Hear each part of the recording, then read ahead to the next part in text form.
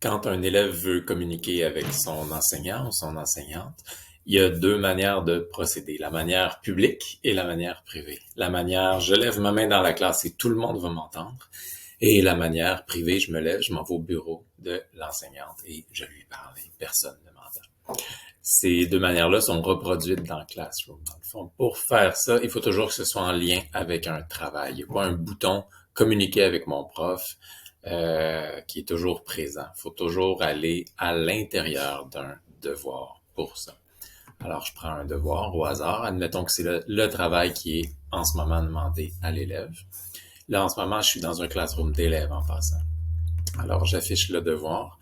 Et là, dans mon devoir, ici, j'ai déjà un commentaire affiché au cours. Alors, il y a un autre élève qui a écrit quelque chose. En ce moment, c'est juste un lien, mais qui a été partagé à toute la classe. Au fond, ici, c'est la section pour communiquer avec toute la classe. Si moi, je voulais communiquer avec toute la classe, je pourrais dire bonjour à tous, par exemple.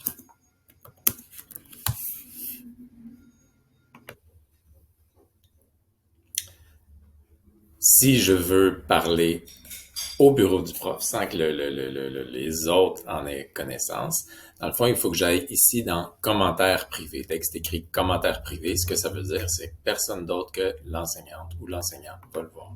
Alors, en cliquant là-dessus, j'ai une question. En envoyant ça comme ça, mais ça reste là.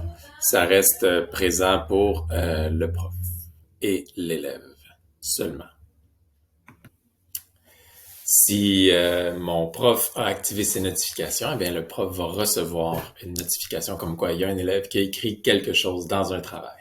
Alors c'est très facile du point de vue de l'enseignant de recevoir plein de messages, de les laisser entrer en courriel et de s'en occuper un par un comme ça parce qu'on arrive directement au bon endroit en cliquant sur le lien qui est dans le courriel. Ça nous amène directement au message de l'élève. On peut lui répondre tout de suite, effacer le courriel et passer à l'autre courriel comme ça et naviguer entre les messages.